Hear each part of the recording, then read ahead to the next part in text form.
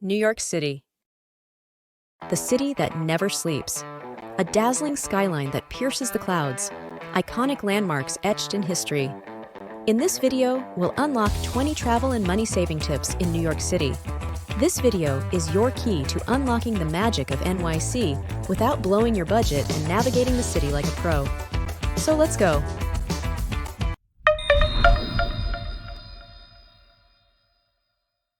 Getting around New York City. Welcome to Travel Lab.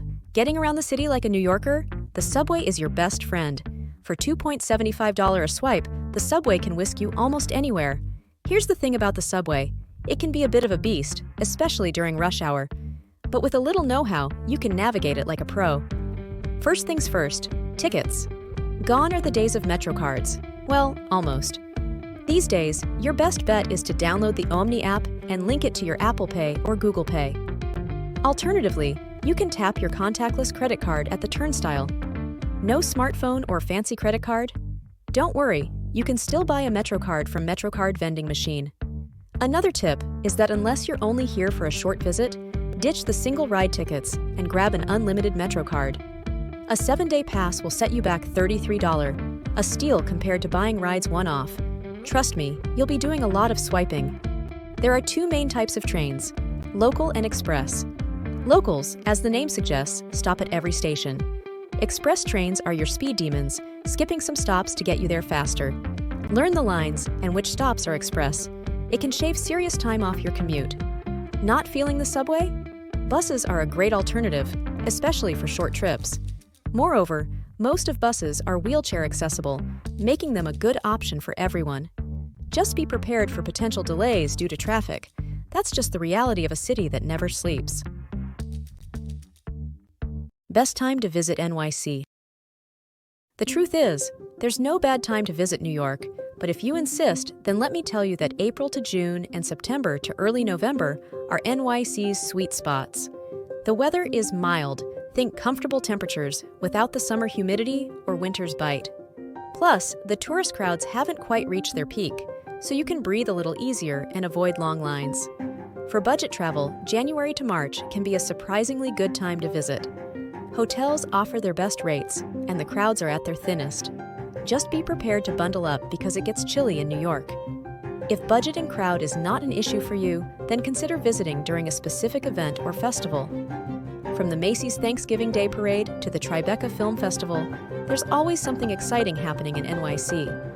Just be prepared for bigger crowds and potentially higher prices during these times. Accommodation options. Midtown Manhattan is notorious for sky-high hotel prices.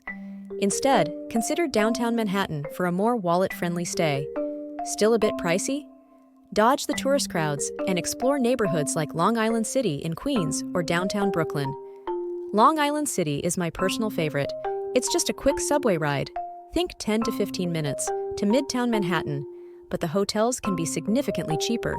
The beauty of NYC is that no matter which neighborhood you choose, you're practically guaranteed to be near something awesome because NYC's attractions are spread out.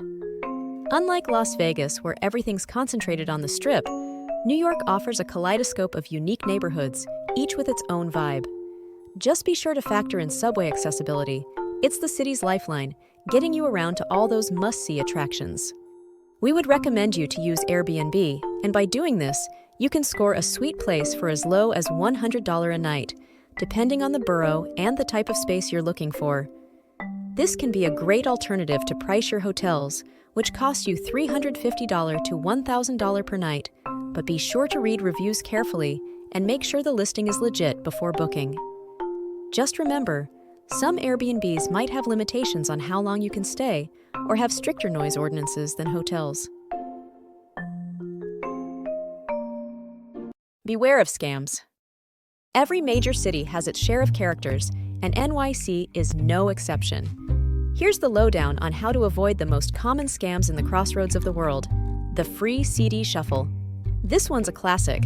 Someone tries to shove a CD in your hand, and suddenly it's not so free anymore. So just keep walking with a polite no thanks. Eye contact can sometimes encourage these folks, so maintain a neutral gaze.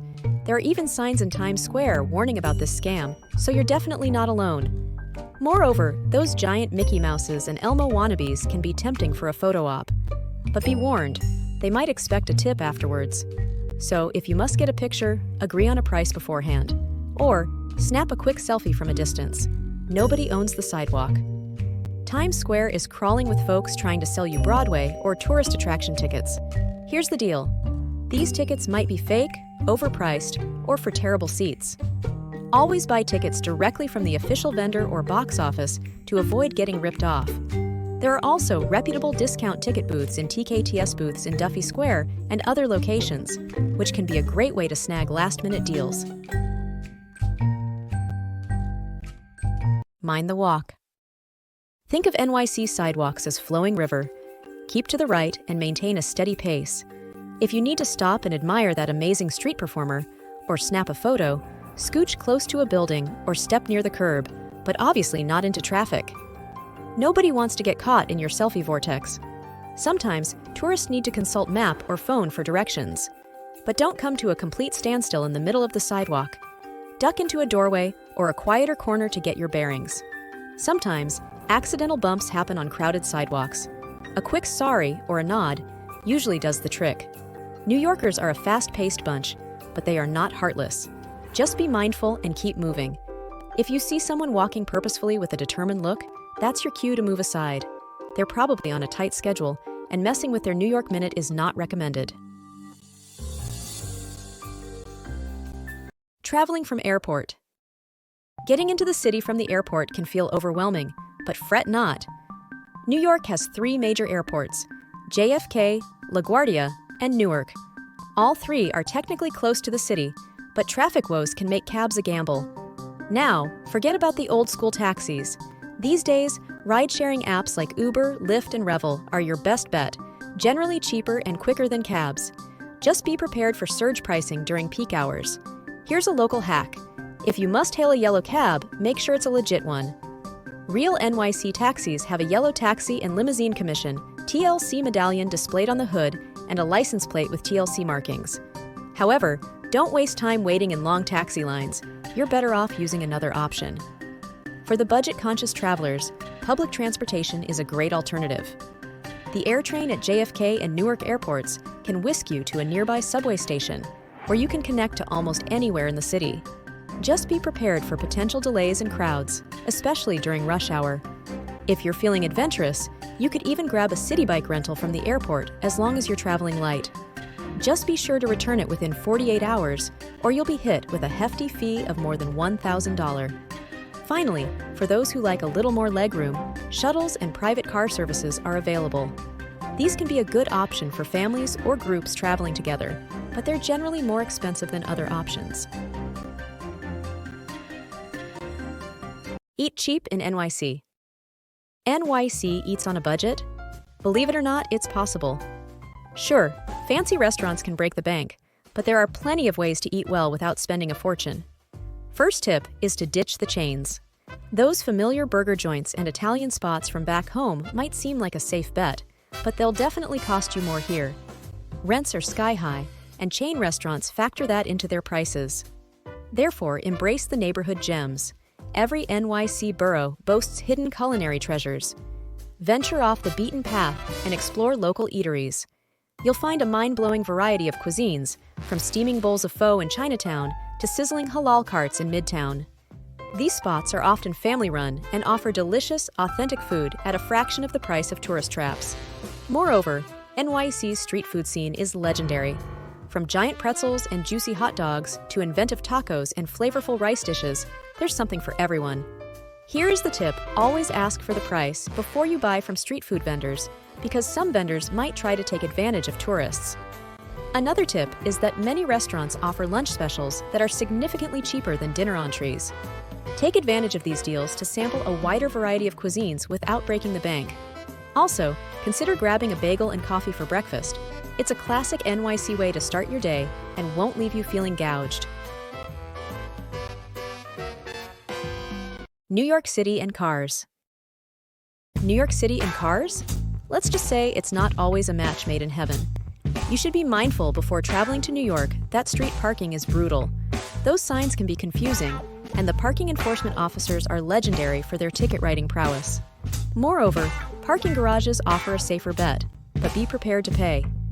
Manhattan garages can easily charge $20 or more for a few hours. That said, if you must bring your car, factor parking costs into your trip budget. Unless you have a specific reason to bring your car, like a road trip planned after your NYC visit, it's probably best to leave it at home. Save yourself the hassle and the expense, and explore the city like a true New Yorker on foot or via public transportation. If you're set on driving, consider renting a car for day trips outside the city. This way, you can experience the best of both worlds. Safety tips.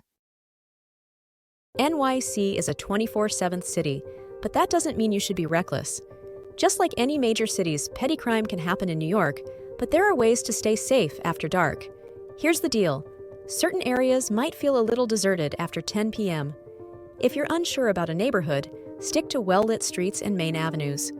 The subway is still a great way to get around at night, but use common sense. If a platform feels deserted, wait near the MetroCard machines until your train arrives. New Yorkers are always on the move, so don't be afraid to ask for directions. Most people are happy to help a tourist out. Keep your valuables close. Front pockets are ideal for pickpocketing prevention, and be aware of your surroundings. There's no need to be paranoid, but staying alert is always a good idea, no matter the time of day. The truth is, NYC is a vibrant city that comes alive at night. There are amazing restaurants open late, buzzing bars with live music, and cool comedy shows happening after dark. Don't be afraid to explore, but just be mindful and use your common sense. If you're out late and don't feel comfortable walking alone, consider hailing a cab or ride-sharing service like Uber or Lyft. It's a safe and convenient way to get around, especially if you're unfamiliar with the area. Public restrooms. Public restrooms in NYC are a rare and precious commodity because unlike some other cities, public restrooms in NYC aren't exactly plentiful. So use the restroom before you leave a restaurant or attraction. You never know when nature might call, and trust me, you don't want to be wandering the streets in a desperate search for a public bathroom.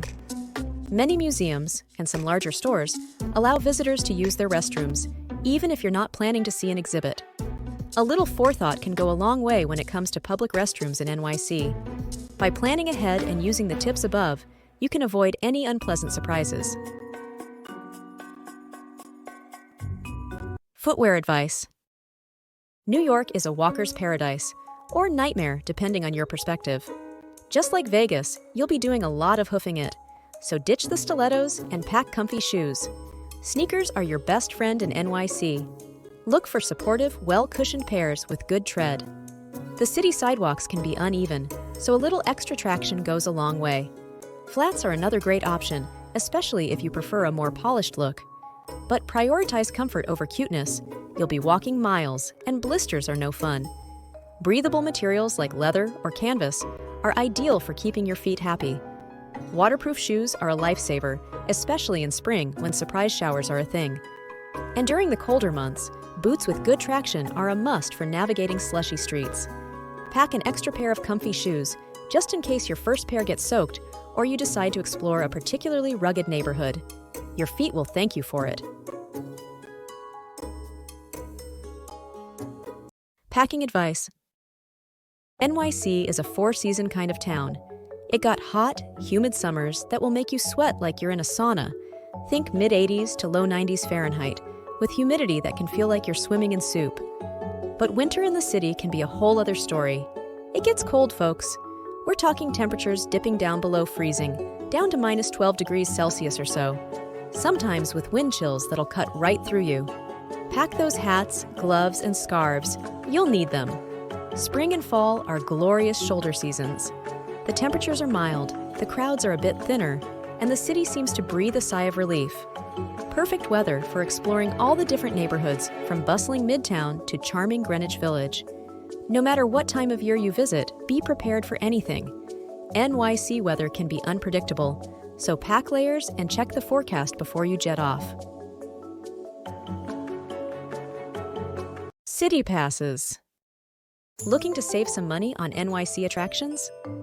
City passes can be a tempting option, and in this regard, several passes exist, like the City Pass, New York Pass, Explorer Pass, and others. Each offers bundled admission to various attractions at a discounted price. City passes are only a good deal if you plan to visit several included attractions. So, sit down and map out your must-sees. If the pass covers most of them, it might save you money. But if it includes things you have no interest in, you're better off buying individual tickets. Think about your travel style. If you like flexibility and hate feeling rushed, a pass might not be for you.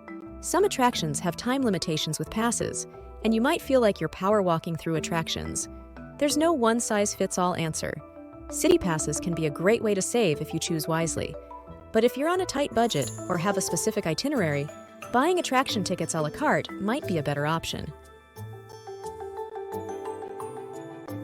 Payment methods. While credit cards are king in New York City, just like most major cities, having some cash on hand is still a good call for tipping. If you're packing a credit card from abroad with zero transaction fees, you're golden. Ain't nobody gonna bat an eye if you swipe that plastic. But if you're carrying greenbacks, know that your bartender or server will appreciate it. Credit card companies take a cut, you see. Think of tipping as an unwritten rule, not a burden. Servers, bartenders, and other service industry folks in NYC rely on tips to make a decent living because base wages often aren't enough. For good service, aim for 18 to 20% pre-tax on your restaurant bill. Bartenders typically get $1 to $2 per drink, or 15 to 20% of your tab, whichever is higher. Here's another tip. If you're paying with a credit card, some restaurants will present the bill with a preset tip option on the card reader. These can be handy, but don't feel obligated to choose one. You can always adjust the percentage or add a custom amount based on your experience. Another tip is, doormen are lifesavers in this city, hailing cabs and helping with packages. A quick $2 to $5 shows your appreciation, especially during the busy holiday season. The same goes for housekeepers at hotels.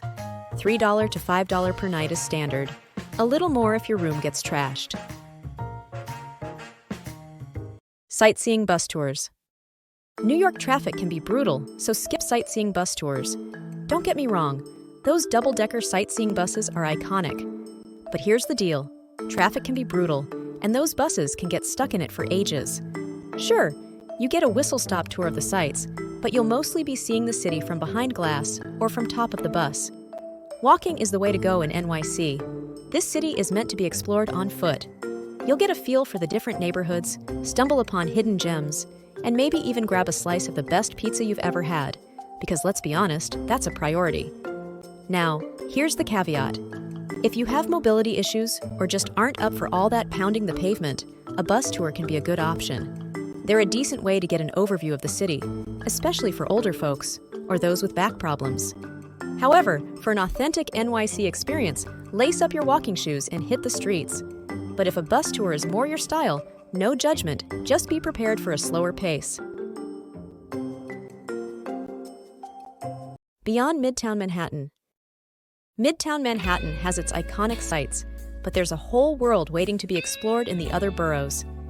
Each of NYC's 5 boroughs, Manhattan, Brooklyn, Queens, the Bronx, and Staten Island, has its own unique vibe.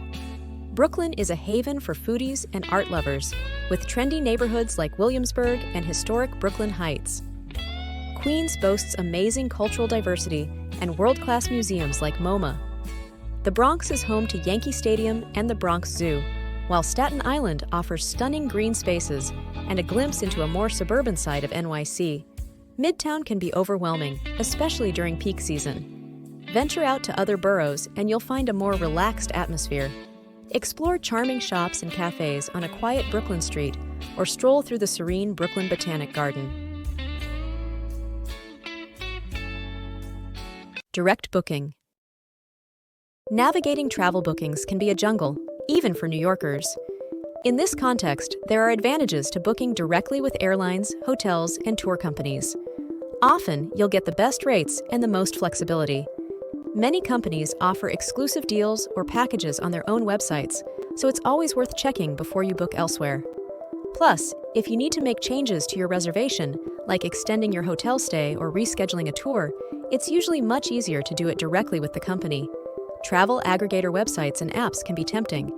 They often showcase a variety of options and can sometimes offer lower prices. But here's the catch. Read the fine print.